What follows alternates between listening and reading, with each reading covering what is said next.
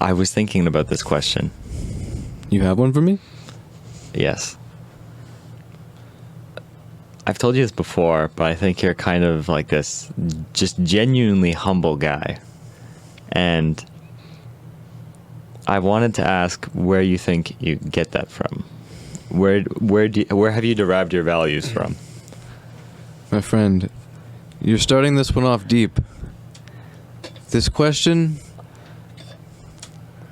is not what I expected for the start. There's this we were kind of talking a little bit earlier about things that like conversation should be like, and I kind of wanted to say more. In this Lex Friedman podcast episode, Elon Musk has asked a question about when they'll get to Mars, and he takes like 21 seconds to think. So take all the time you need.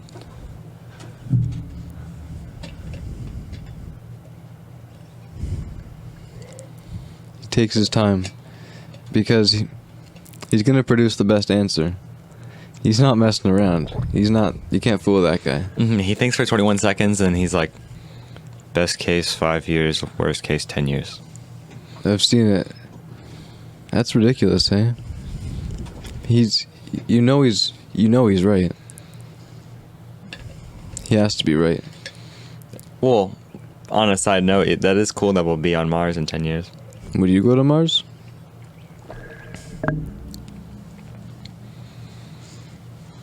Probably not to stay. No. To stay, too sad. It's vast. It's lonely. There's nothing up there. Like, construction's not going to start that quickly.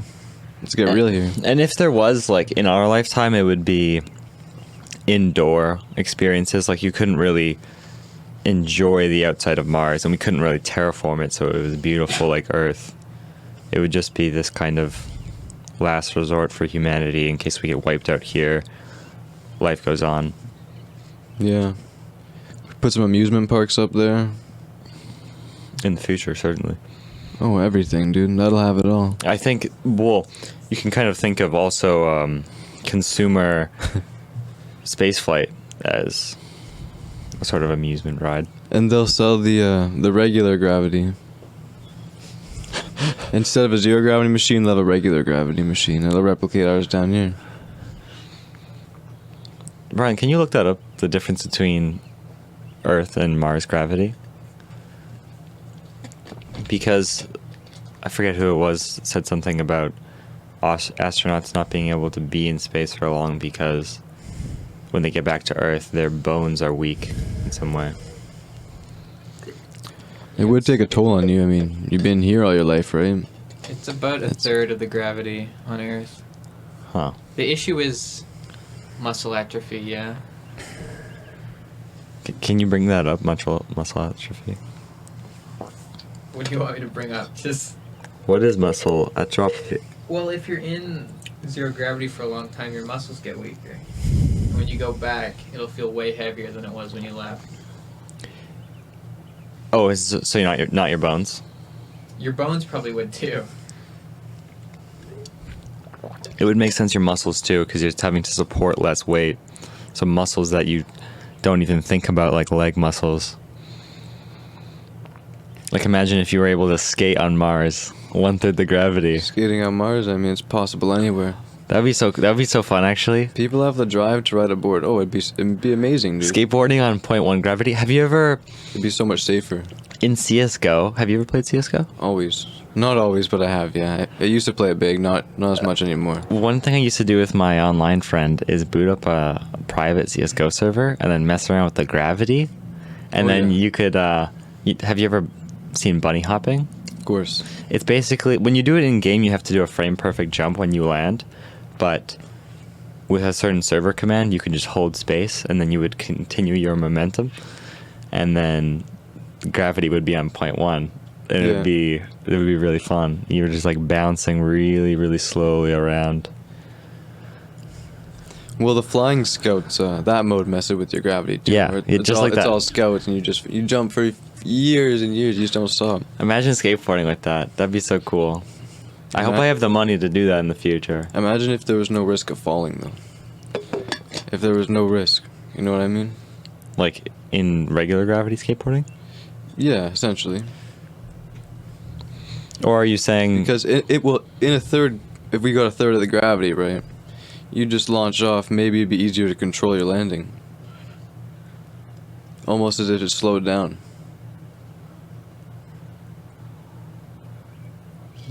Well, are you saying in the 1/3 gravity? Yeah.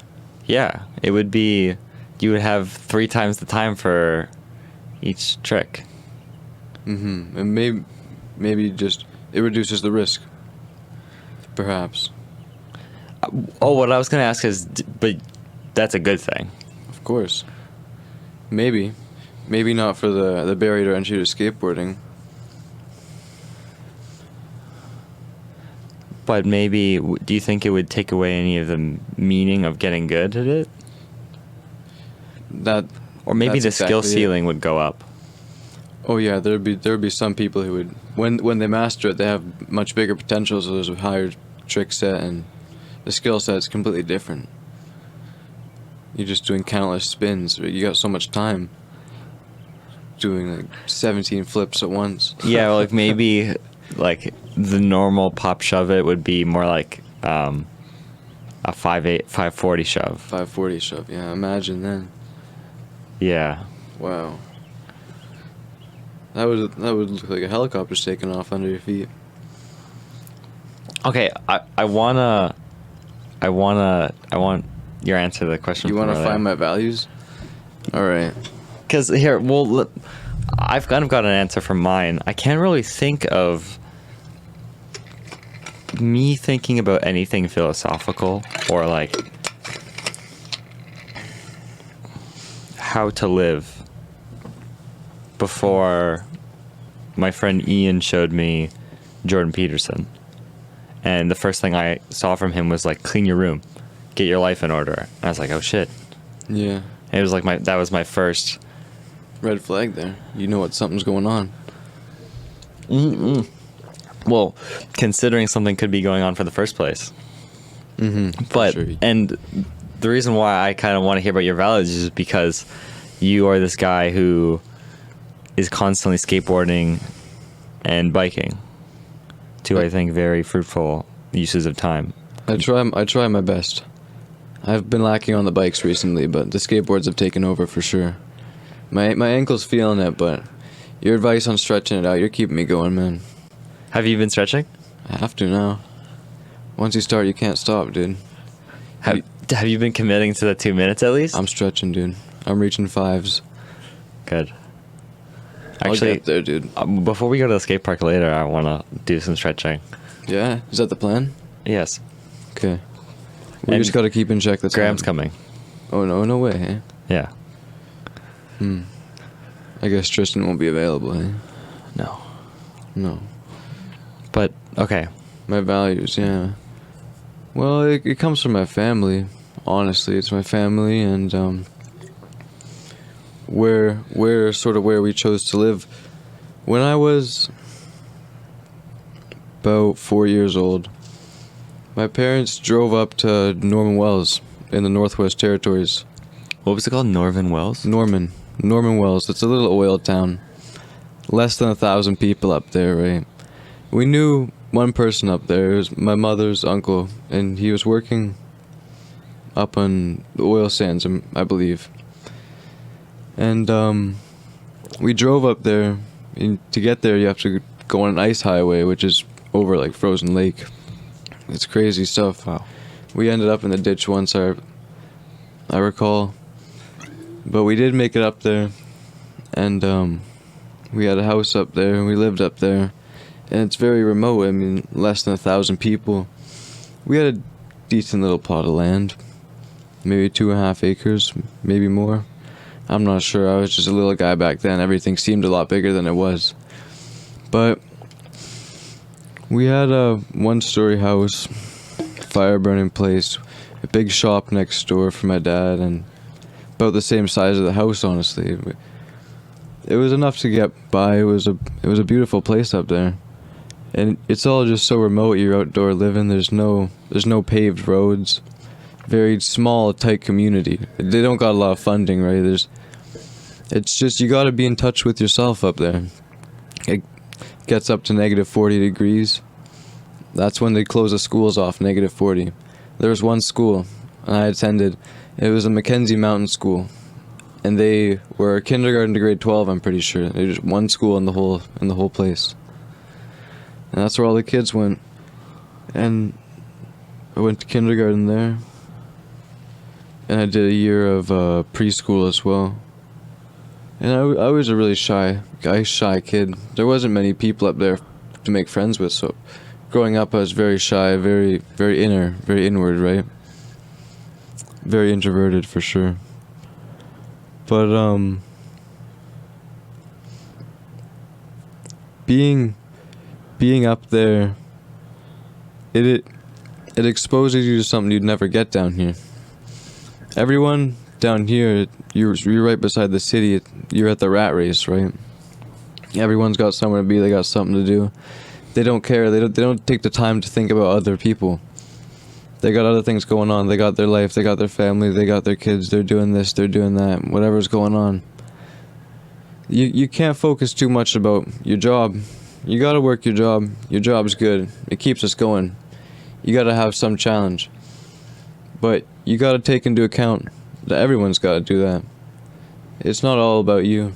You gotta connect with who's around you. You gotta help out your neighbor. Even if you don't know him, he could be your neighbor. You just always reach out a hand, and you can meet. There's so many people you can meet. Everyone's got their own story. Everyone's amazing. There's a good side to everyone, and you just gotta. That's why you gotta be open about it. You can find that person's good side. Did your parents? How long did you live there? What grade of schooling perhaps did you finish there? I finished kindergarten and preschool, and that's it. And I came back when I was in grade 1.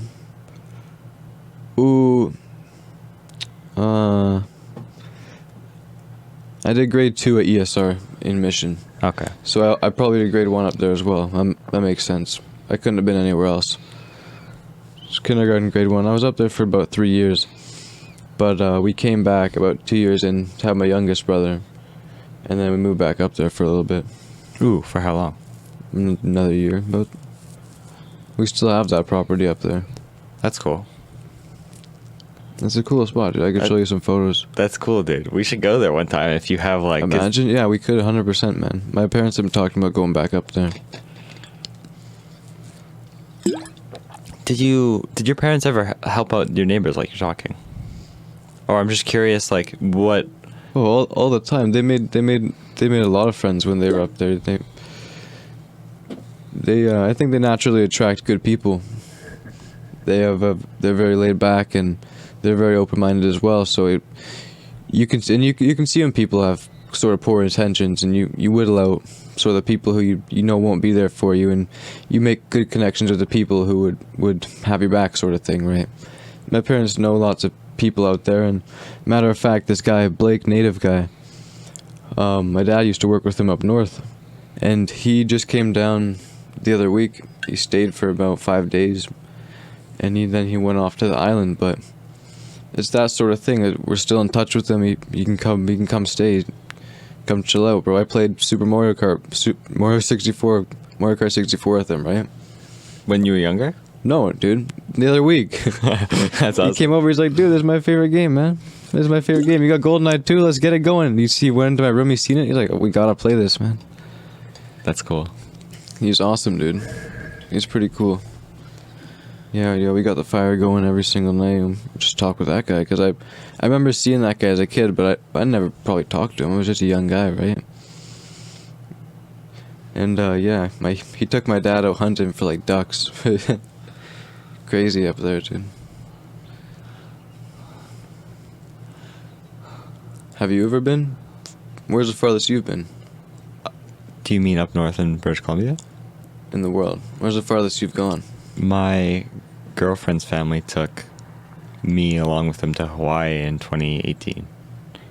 That was really cool, but that's the only place I've been, other than essentially lower mainland. Yeah, I've never been to like a sort of tropical place, I suppose. But my grandma took me to England. My grandparents took me to England when I was grade 6, and we stayed 2 weeks at my grandma's brother's. And yeah, so it's sort of like my second cousins who are there. It's just a whole nother culture, right? Like, everything's so different. But it's so cool. It's awesome. I wish I could go back there. It's All the houses are brick, man. Everyone's driving on the wrong side of the road. Really? Wait. Oh, England? Yeah. Oh, okay. The I road- thought you were the talking road just about switched around. what was it called? Where you used to live? Norman Wells. No, that's like BC. It's Driving's cool just- how a small community existence gave you a good set of values. Do you feel like that's an accurate statement?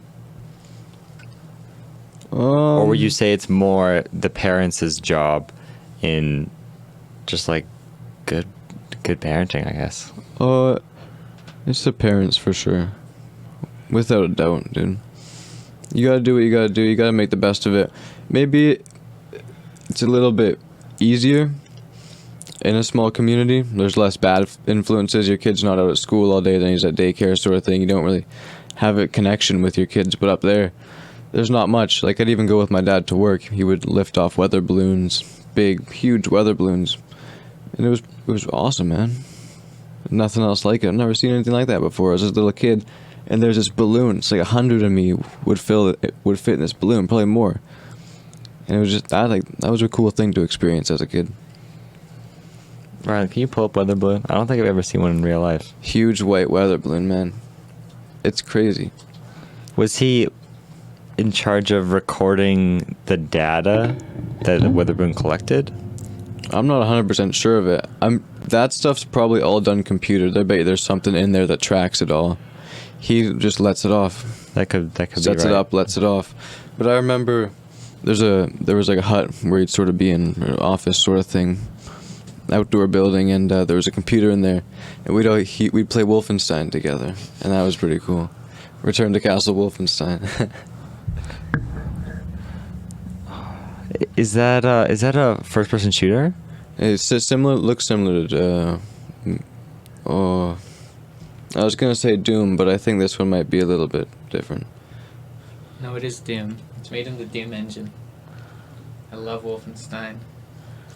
Yeah, you're shooting down the Germans, the Nazi soldiers, pretty much. Bring up Wolfenstein. I found this article, giant surveillance weather balloons are spying on us. Yeah. Those big white things. Like, I bet you if you go up a little, there'll be a nice one. Here's a couple nice ones. Yeah, I remember the more oblong shape. But they're just big balloons. Mm-hmm. Huh. What was going on with that comparison sheet up there? Oh yeah, look at this. Okay, yes. Okay. This is a real game. A real man's game. Is it just like, is it very close to Doom? What?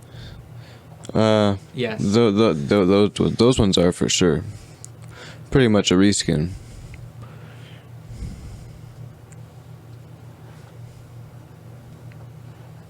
Huh. Can't find them.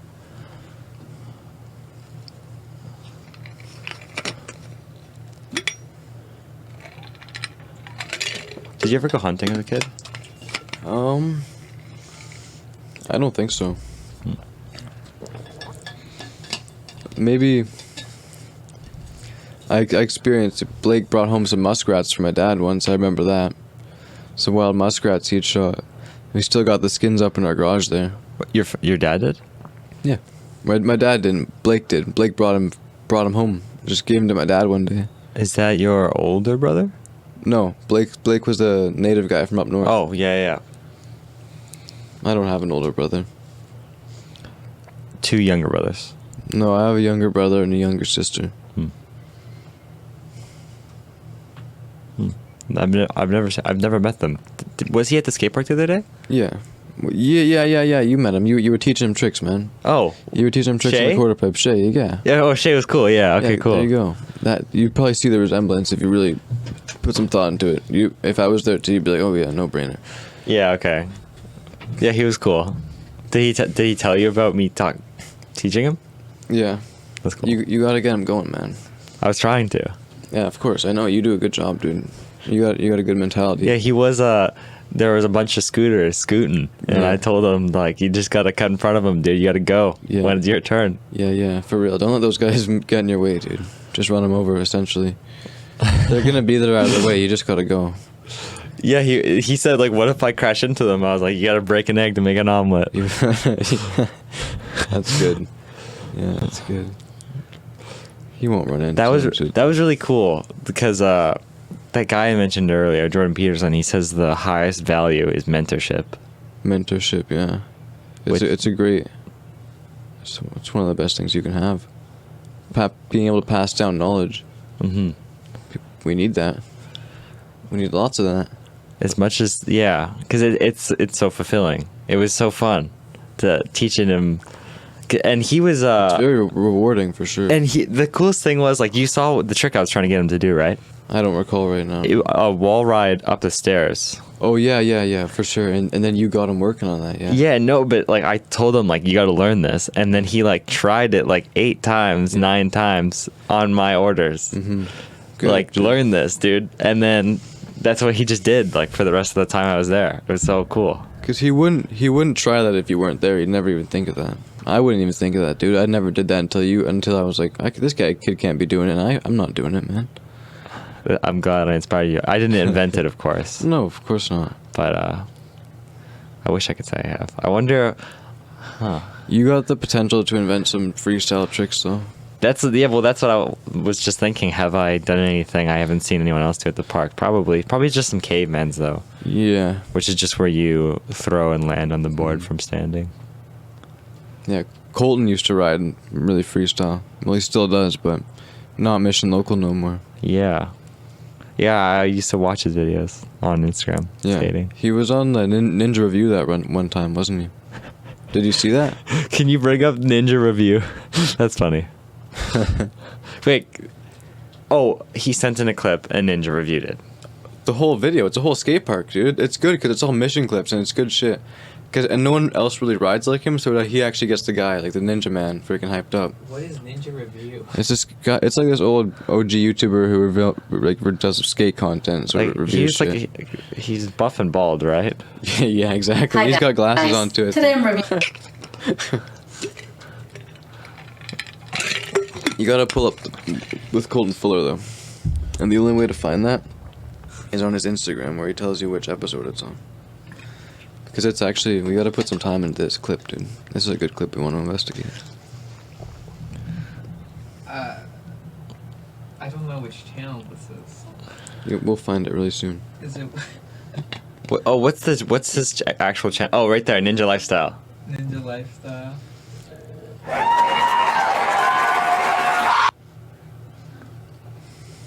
Who is it we're looking for?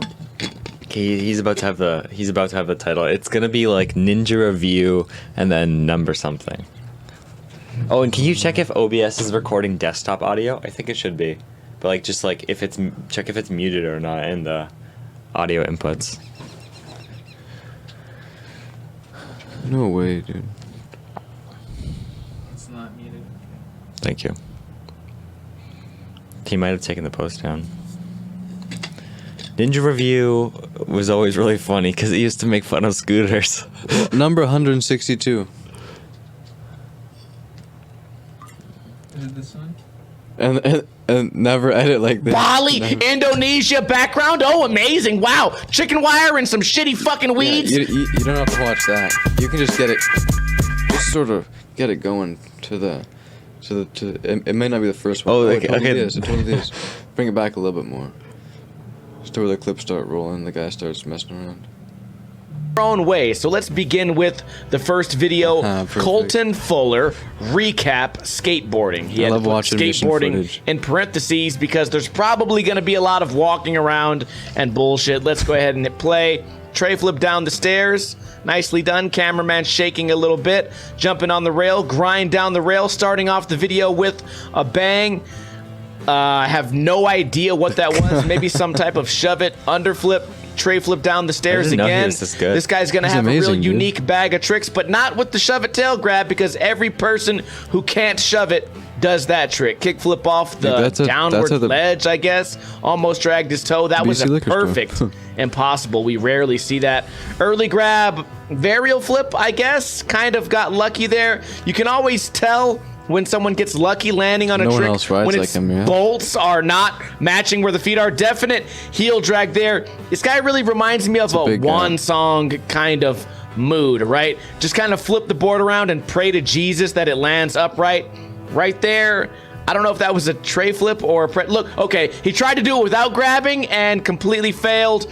Right there, still looks like he has no idea what he's doing. I'm sure he would have much rather That's on Dirty grabbed the Trunk. tail. And right I've there, seen that can't church. ollie down the stairs, For might sure. as well early He's grab really down. good. Coming up for another Amazing, 50-50. I think That's that so was tray clean. double flip, but it also seemed like maybe the back, I'm pretty sure his back toe is what flipped that. I'm not really familiar with all these bullshit tricks, and he's not either, as you can see, because half of these He are knows just his shit, feet dude. completely not landing bolts at all. Just right there, it's just praying to Buddha that the skateboard ends up where your feet are. Comes up here, front grind, impossible off. That was That's pretty cool. beautiful, Nice dude. little tic tacs at the end, rolling up. Double flip down the stairs.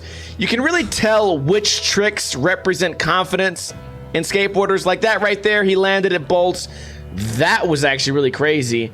But there's also a lot of tricks that he does where you can really tell it's just like, oh, well, I hope So- this see that, works. These all And I don't want to keep for people calling who out are one watching song video. here, but These are all this is really like- crazy tricks for I've someone. never seen someone I never so knew. similar to that guy. someone Here we who's go, getting pushing shit on. twice, getting ready. Was that a hand grab 3 shove? Probably. Setting up for what may have been a Okay, we tray should- flip, probably a pressure Can you just flip, get- just 360 flip, hit something pause? like that. Toe flip down. Do you think he like says anything at the end of the video, or is it just more just like reviewing as it happens? Do you, Probably. do you think he gives like a recap? You said? Yeah, maybe not. I can't recall. He might do. I'm sure he does at the end of it. I'm sure he does. Yeah, he must do. Well, maybe. I feel like I'm good. That was cool though.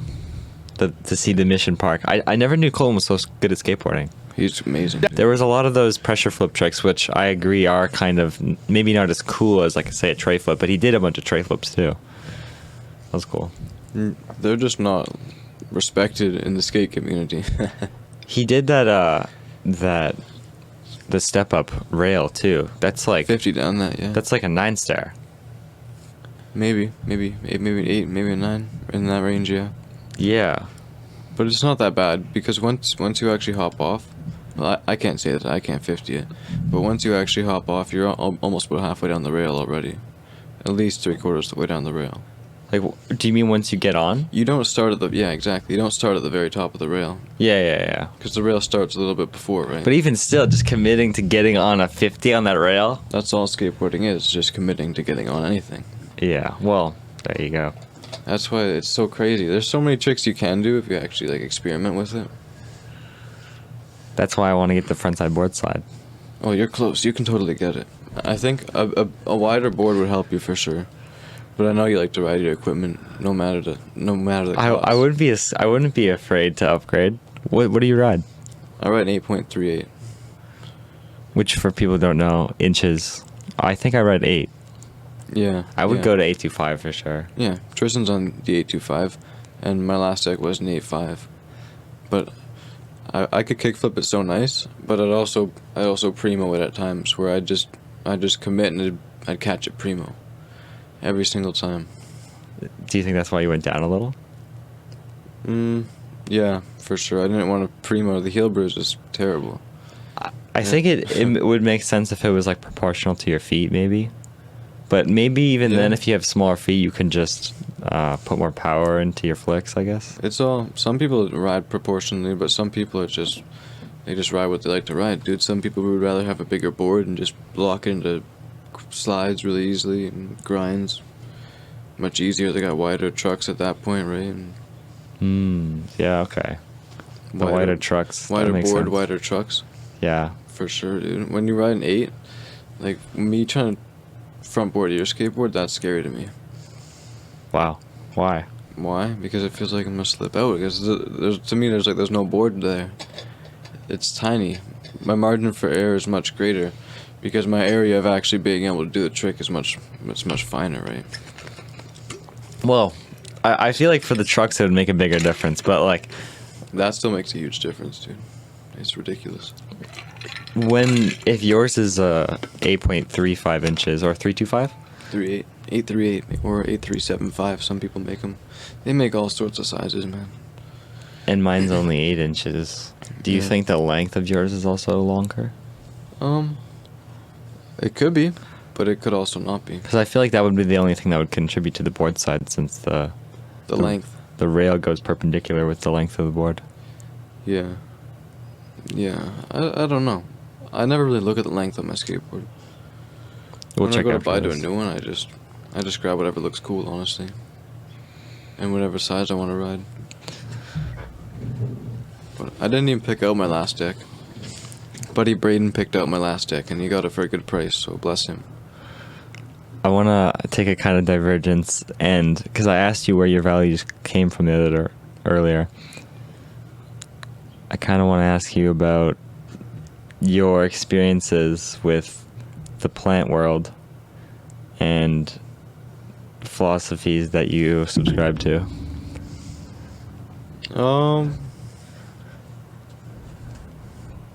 Well, I took Philosophy 12, and that was definitely the best course in high school, without a doubt. Mr. Snyder killed it. Great course.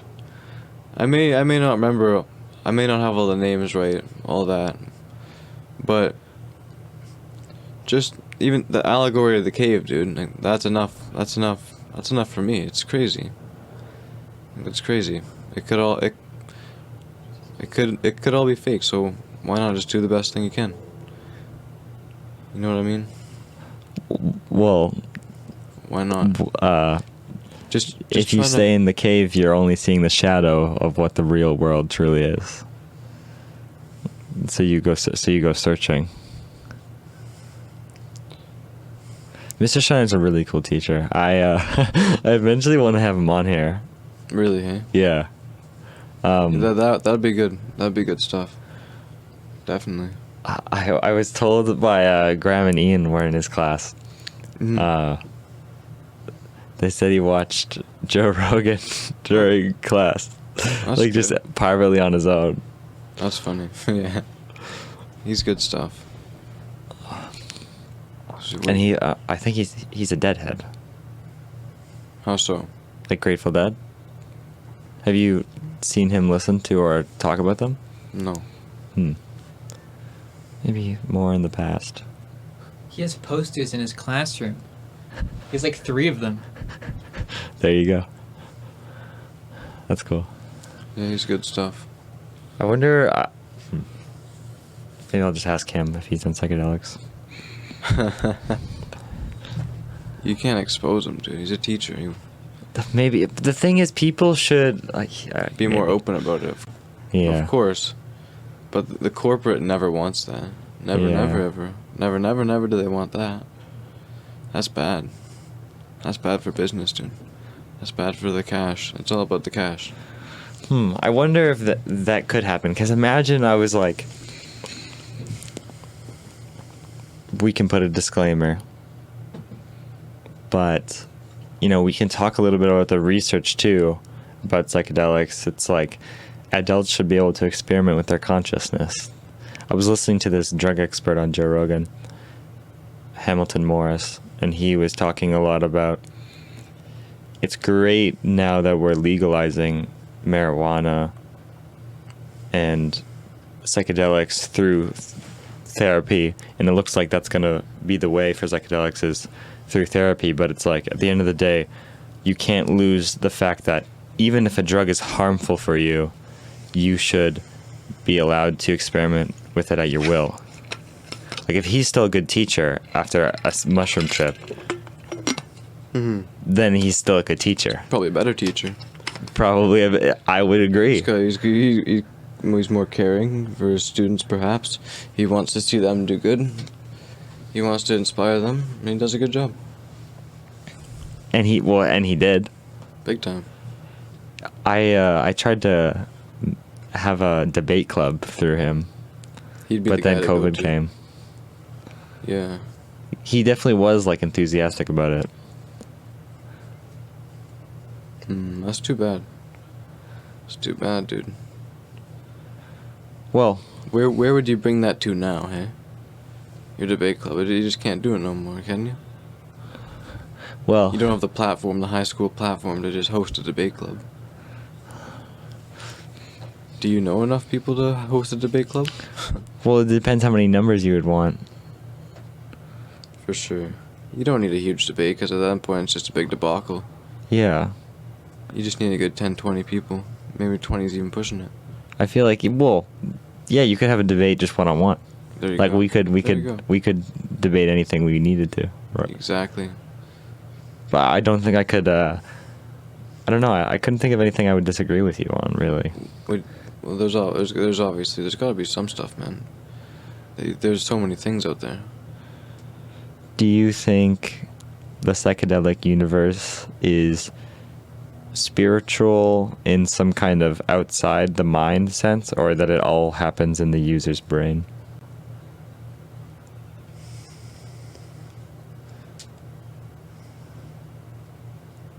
It can't all be in the brain. It's showing you. It's showing you that it's not all in the brain. There's something more to it. There's something going on. And you just got a glimpse of what's going on. They're not revealing the whole project to you. But it's a new DLC.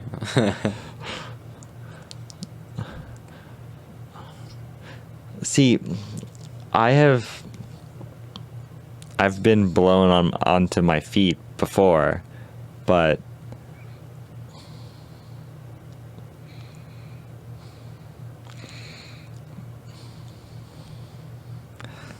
my scientific brain can't, like, would you say you believe that over like it being just in the mind? How do you mean? If you had to choose, like, I'm more of the opinion that it is something not solely inside the mind, versus saying I'm of the opinion that it's only in the mind. Would you sway closer outside the mind? Mind's a powerful thing, dude. You can accomplish so much. But Do you know Terrence McKenna? yeah. I learned the other day that he thought that the mushroom experience, the psychedelic experience, wasn't just contained to the mind, which is, I don't know, certainly should give me pause, considering how wholly invested he was into psychedelics. That was his life. Like at one point, I think for years, Ryland fact check this, he would do acid every day. That's ridiculous. And I don't know, This? Terrence McKenna.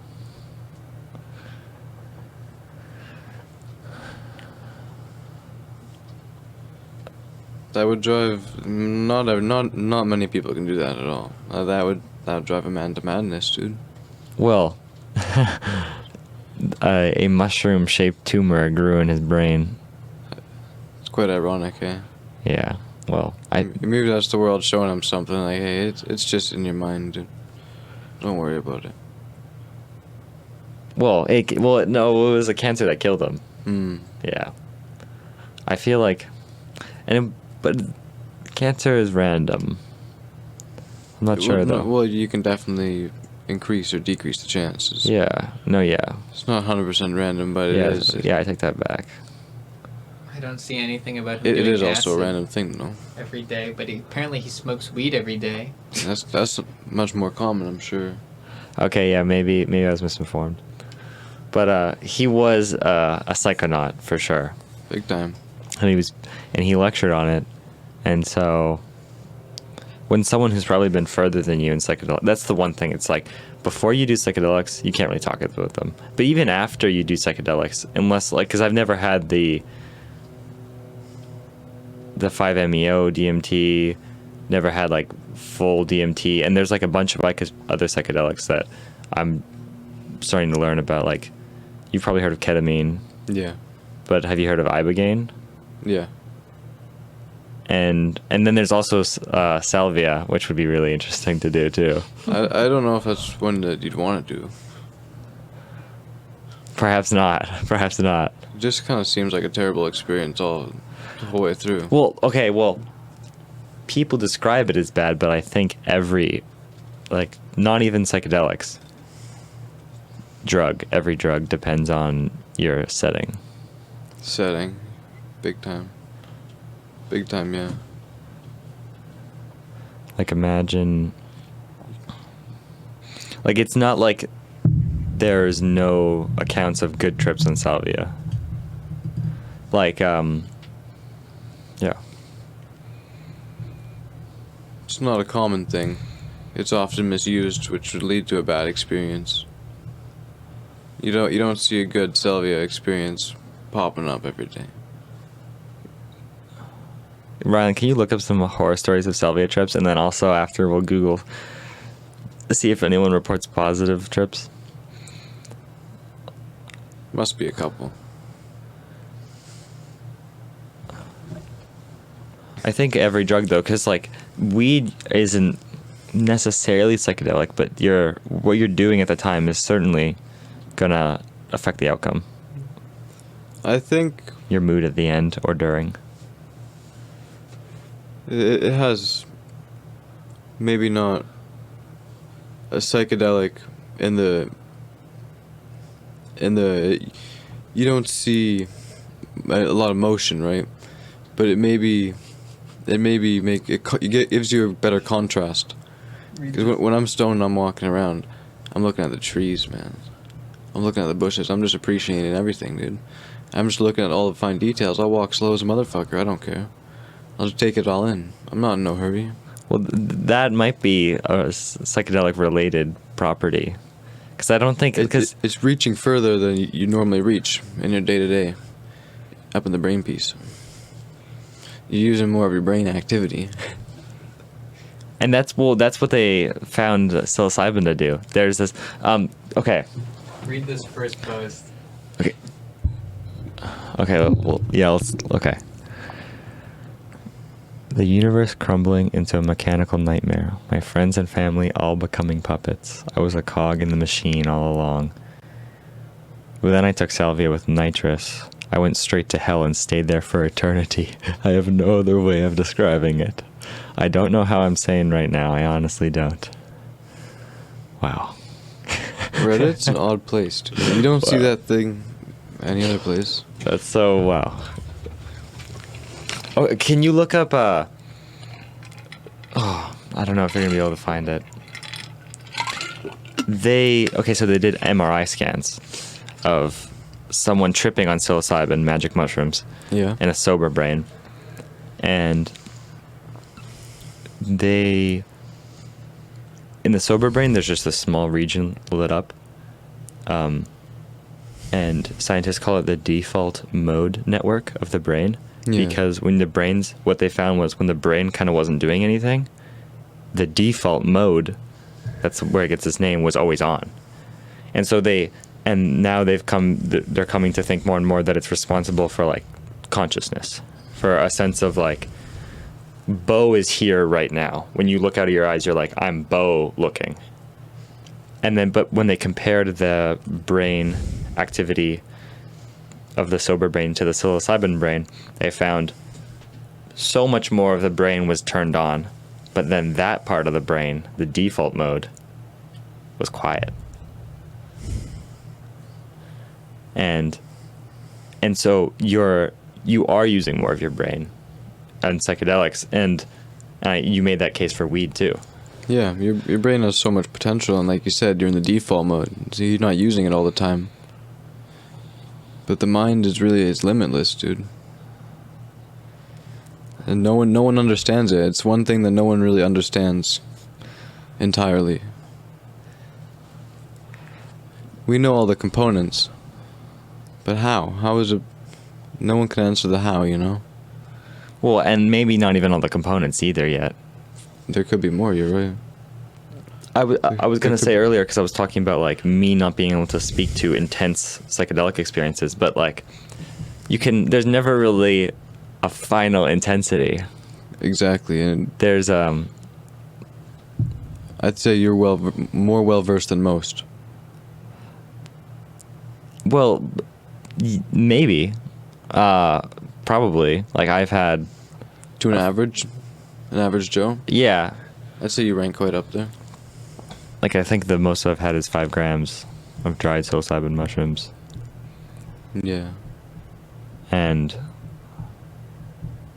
But DMT, like imagine you took an airplane right now to a place where they ceremonially do it legally with things that are much stronger, like ayahuasca or ibogaine, we were talking about earlier. And the things people describe are just out of this world, like the positive side of sitting in hell for eternity, like that salvia trip guy said. But even then, there's still no really top. Like, there was this policeman who walked into, I don't know, someone's house or basement where they were making acid illegally, I believe, and he was in a room. Oh, he was in a room with a vat of acid for not very long, a minute, 2 minutes, and it Yeah. seeped into his skin. Yeah. You know the story? Yeah, I heard the other night. Side A. There you go. Okay, well, imagine. Okay, so for not for you, but for people listening, basically, he was tripping on 1,000 tabs of acid. A policeman who had never prepared, and then was promptly driven to a hospital and kept in a dark hospital room for an 11-hour terror trip. And it did fuck with his life permanently. In terms of ways that you couldn't resolve with him having had a good trip. But imagine if he was on a green Hawaiian grassy field with all his friends, and they were also tripping on 1,000 tabs of acid. The setting's everything. That would have been like the guy to talk to about psychedelics, because he would have had. You could see the whole picture at that point. He's in deep. The brain's oversaturated at that point. He's in deep. It's like, yeah, he's in deep. I wonder, like, I guess I won't ever go that far. I don't know if you'd come back. Well, yeah. The bad part was he had PTSD, which I was trying to pose as like that could have been fixed with a better trip, I think.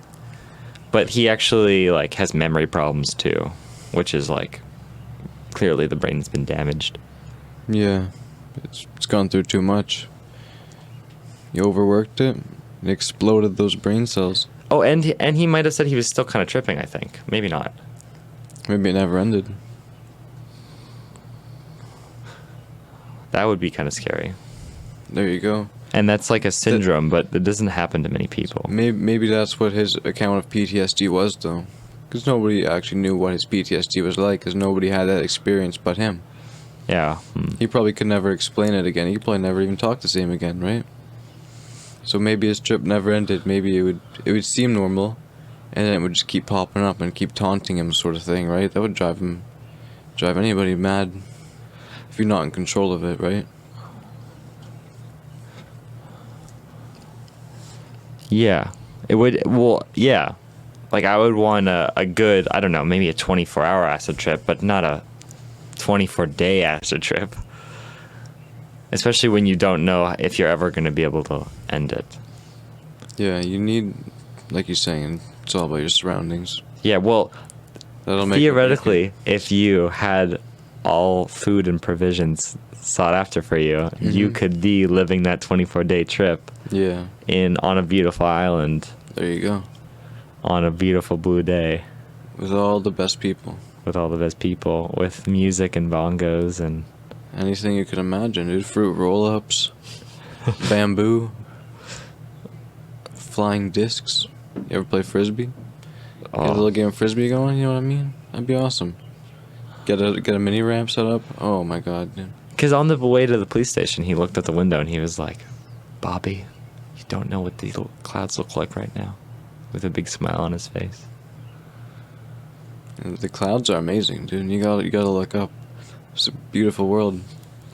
BC, it's good. I mean, it's a rainforest. It rains a lot, sure, but you look up and the clouds are always dancing around the sky. They're providing you with everything you need to stay happy. But to tie into the default mode, I think the default mode it ruins our ability. Or sorry, phones interrupt the default mode, right? It draws you out. It takes you. I mean, you're not there. You're just down. You're consumed by your phone. And a lot of people, it's easy to be ignorant. A lot of people are oblivious to the fact that their phone consumes them. Right? It would be really interesting to see statistics about, like, kids maybe locally to us, how much they, like, use their phone. Oh yeah, you go in any high school, any school. That's all they do now. They go out the washroom and they go hit their vapes, or they go. We'll meet up by the big washroom, right outside the gym. There, we'll have a fiesta.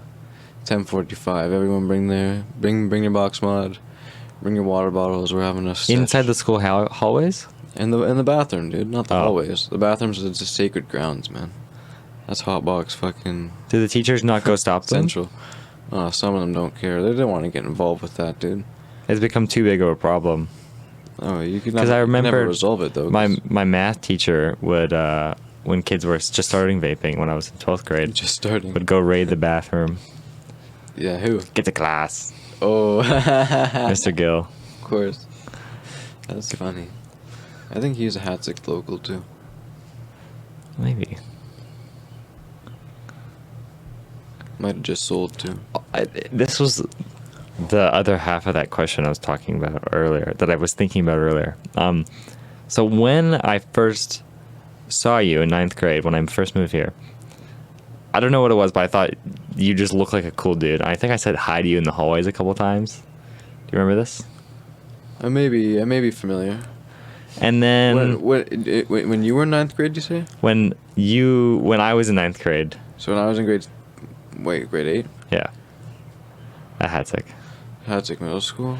Yeah, and then fast forward like a year or two, Okay.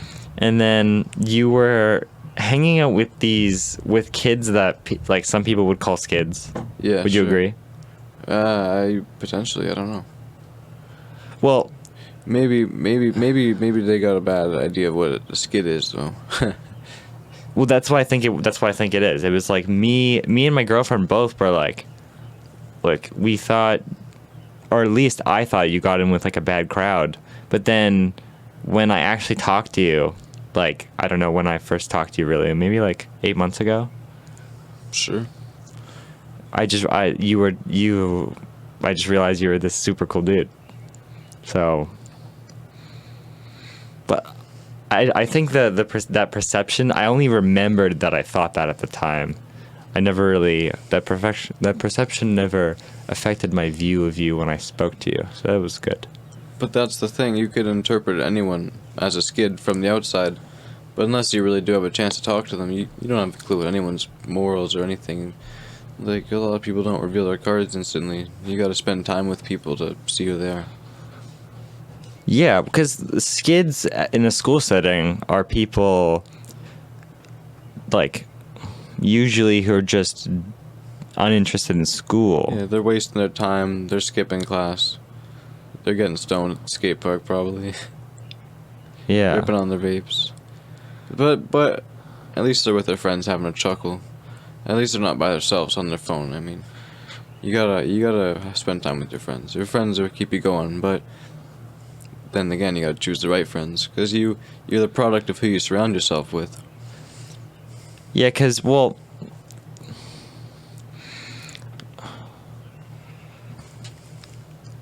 maybe it's 0% justified, but maybe it's a tiny percent justified. With people who would go to the smoke pit at MSS, I thought of them as, I guess, stupid in a way for letting themselves start smoking cigarettes. Yeah, it's sort of easy to look down on that group, but it's good that they got a space that they can go.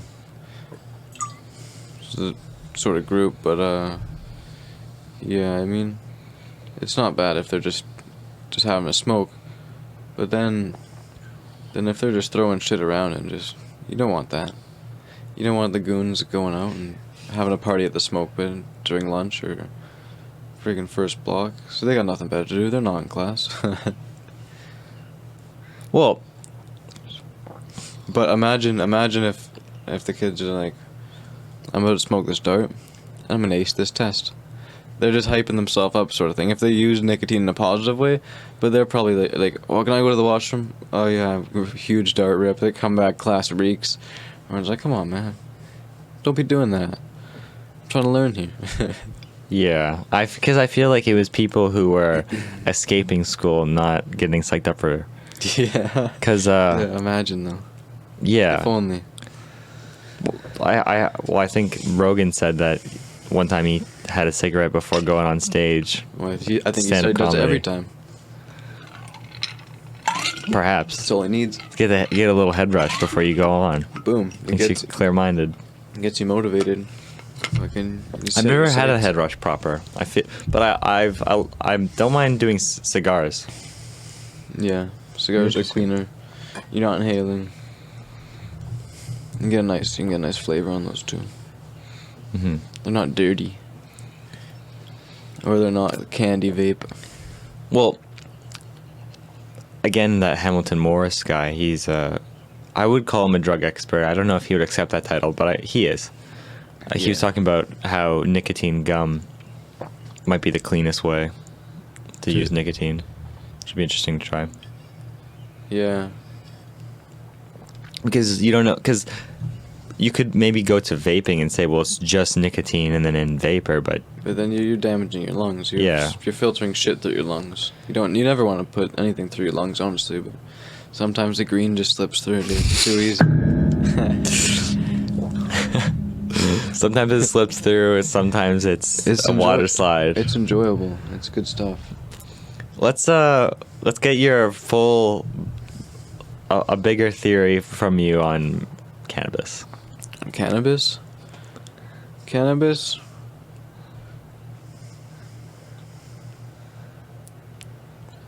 It's not for everyone. It's like anything, right? It takes to certain people. But it's sort of like your best friend, too. Where sometimes you might not like that person, but then you always go back to them. Because you know they got your back at the end of the day. The green's not there to hurt you. It comes from the ground. It blesses us all. It's delicious, dude. It's a delicious, nutritious green plant. You gotta try it, but you can't overuse it. If you're smoking all day, then you'll turn into a lump of potatoes. You're not respecting the green. Oh, you gotta have some respect for it. You gotta use it. It's like a tree. You don't just fucking chop it down. Yeah. You trim its branches when it needs it. No, it's like life. And you climb it when you want. The green's like life, man. It's gotta be in moderation. Because if you do one thing, just one thing, and you do it too much, you'll drive yourself insane. You can't just do one thing. The brain can't focus on just one thing. It's elaborate. It's got to have escapes, and it's got to have a diverse set of goals to achieve. Things that keep you going and keep you motivated. And that's the best way to probably exercise your brain, I would say. Well, you're after that altering of consciousness we were talking about. The further reaching into your mind. The forced you're in awe of nature when you're high on cannabis and walking really slow, trying to take it all in. Oh yeah, I'll take my time. And No rush for me.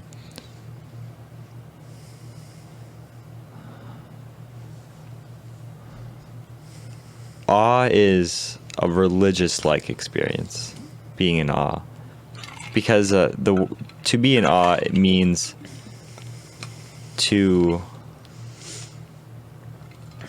be inclined to imitate it. Like when you're in awe of a professional skateboarding, because you're like, oh, I want to learn that skill. I want, because you think about it in relation to your skill set. To- You yeah. aspire to be maybe that good. And the world's showing you that there's a good side.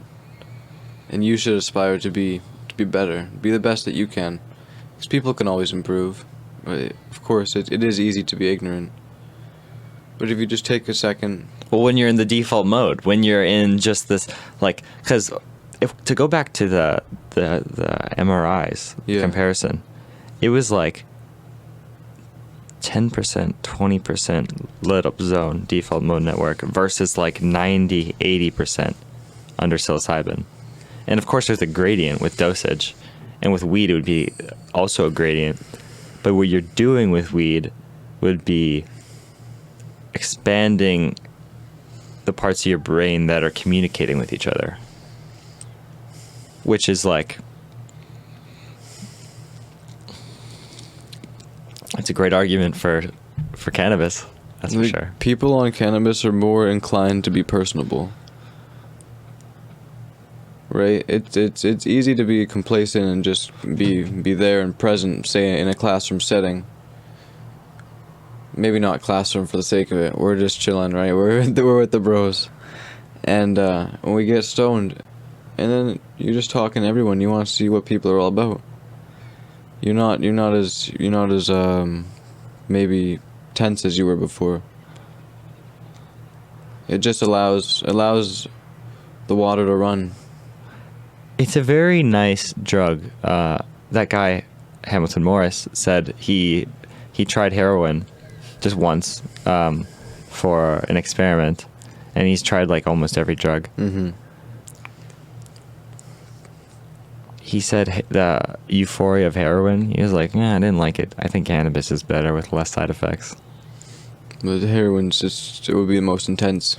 It would be ridiculous, right? Well, that's what you hear, but he had it in a pure form. He had it in a snortable form. And he said, nah, I like weed. That's good. Not everyone's that strong, but maybe him having had that diverse selection of drugs he's consumed over all the years, it's kind of opened up his mind to where he's not, that one overpowering substance wouldn't be enough to take him. Well, yeah, because he mentioned the side effects, and maybe that's where he kind of got that statement mostly from, because you get constipated if you do heroin, and there's like withdrawal even after one dose, I believe. It's so strong, dude. Once you're on it, dude, you probably don't want anything else. That's what they say.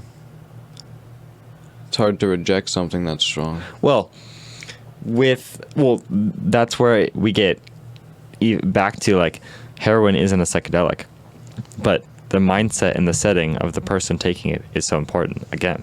Yeah, a lot of these people are on the street. Yeah, if you're on the street with nothing to give you meaning except for if you're a female homeless person, maybe hopefully not being raped that day, which I don't know if it happens every day. Probably doesn't, hopefully. It would maybe even increase your odds if you're high on heroin. It might be easy to take advantage of someone. Yeah. I don't know what the heroin state's all like, but Me neither, but can't be good. I always think, like, for a female homeless, because I remember there was this female homeless person that she was, like, clearly a prostitute and came into McDonald's that I worked at. I worked there for 4 years, and I just saw her degrade over time. Sad, dude. No one's there to, like, reach out. She probably has no one. Or you just gotta be there, dude. You can't do it all. Some people don't want the help. Well, but like, some people are so far gone into a miserable existence. Without a doubt. It's almost like their default mode has become corrupted. They've got a different one going on of heroin dependence. It's depressing. They don't have a challenge. You need to challenge yourself. Without a challenge, you lack a purpose. And if you don't have purpose, you're alright with being on the street. Maybe that drug is your purpose at that point. That's sort of what it becomes. You gotta give yourself a positive purpose. The pee-pee. And the pee-pee will make you a better person.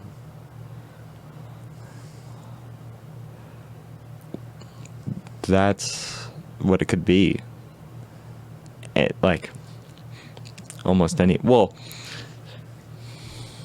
some people get addicted to pain medications initially, and that's what gets them to heroin.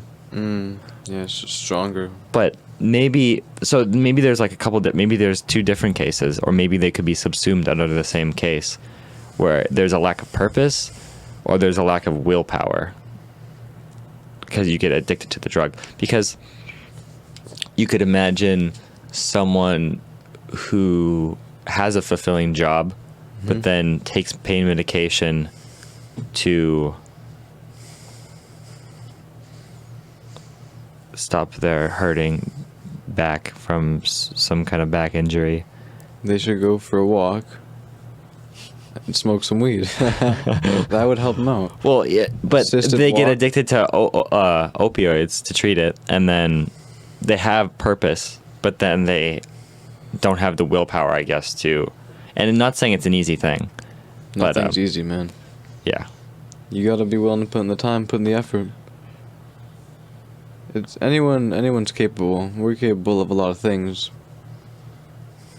but it's just hard to put an effort. You gotta be willing. You have to want it, man. That's why not everybody makes it, because not everybody wants it. People are okay with being the 50%. They don't want to aim big. Some people just want to chill out. Enjoy some television. Play Candy Crush. Those are the killers. Yeah, they're just time sinks, dude. They'll take all your time. It's a good word. Time sink. Yeah, well, You want to stay out of that. You wanna put your time in efficient places where it'll help you out. You got to assess what's helping you and what's not helping you, right? If you want to improve. You know why? Continue. Because we're easily ignorant. We're ignorant to what we do. And we don't want to change it because we think our way is the best. We're ignorant to change. We're ignorant to improving at times. You got to overcome a barrier, right? We're ignorant, and so we should look into everything we're doing and try and see if we could learn better ways. Well, of course you can. You know you can. But not everyone wants to. They don't think of it that way, right? They're lacking. But not forever. That's my favorite part. Like Yeah, everyone will come around at some point, hopefully. when Hope. whenever I would criticize my drummer Graham about drumming, one of the things I realized to tell him was like, I'm not even criticizing Graham, because Graham's going to be here in 50 years, and that Graham is going to be a drum prodigy, or a drum master, hopefully, if he keeps practicing. I'm only criticizing now Graham, which is a very different beast than Graham across time. So people don't need to be lacking forever. That's a No. beautiful thing. No. I think, well, to tie this now, and to tie this into people wasting their time, I think that's one of the things that kids don't hear all the time, especially in this new victim culture where it's okay to be a mess. It's okay to be depressed, and it's okay to be I saw this book on my mom's shelf. It's okay to be not okay. And maybe to an extent, some people need to hear that. But when you tell people that they're broken and don't need to be fixed, or just they're forever insufficient, that's not the same message as you can take a look at yourself and clean yourself up. Without a doubt. They're taking a step back. They're not taking a step forward. They're backing down. They're hiding behind this idea that it's all right. Like, we don't need to change. We're good here. We're safe. We're protected. We're comfortable. But you have to be comfortable with being uncomfortable. That's what it's all about. That's how you experience new things. People, like, when kids judge food, they'll say, "Oh, I hate rice. I hate rice." No, you don't. You never tried rice. What are you talking about? You're ridiculous. Try your rice, and then we'll talk later, right? But yeah, your taste buds change, and you're just scared of food as a kid, and then when you grow up, it changes from being scared of food to being changing of responsibilities. Scared of changing your responsibilities? What was my food part? Scared of food, so scared of responsibility? Yeah, exactly. You change from being scared of food to being scared of responsibility, sort of. Well, And that's how you, like, your taste buds change over time. So there's a part where everyone's scared of responsibility. Not everyone's out the gate ready to go and work their first day. You get nervous, right? People are nervous. But over time, they open up. You gotta spend time with people. You can't just give them one chance. Just like you can't judge a book by their cover, right? It's just like setting a standard that who even cares about. What's the point of the standard? We as humans like to set standards. We like to configure people in groups. Everyone's in a group. Everyone's got their thing, right? well, and People aren't just people. They're just what they do, sort of thing. Everyone's an individual. Everyone likes more than just a certain set group of things. and it's simplistic. It's overly simplistic. Exactly. Judging a book by its cover is the same thing that racist people do, like truly racist. Without a doubt. Like when you're saying I don't like Chinese people, you're saying somehow all Chinese people are the same and in some important way. Like there's so many Chinese people, and of course they're not all the same. Yeah, it just doesn't make sense. It's ignorance. It's what it is, right? Yeah. It's easy to be ignorant. That's what maybe the human problem might be. But they say ignorance is bliss. And maybe that's to keep people tamed. To not let them explore their potential. You know what I mean? That's a government statement. Well, Rylan, do we have to stop in 5 minutes or 10? We have another 5 minutes. You guys just finish your thoughts. It's just to quickly. There's a couple things I want to say. Conclude it, man. I want to quickly dabble in what you just said about the government wanting people.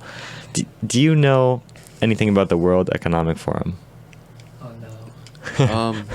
Not off the top of my head, no. Basically, there is a series of very powerful people who are in every government, essentially, have heavy influence into every government, and one of their things that they want openly from COVID is a great reset. Have you heard of the Great Reset? Never, no. And one of their things, I forget where it was from, I feel like 2016, but they were like, 2030, you'll own nothing and you'll be happy.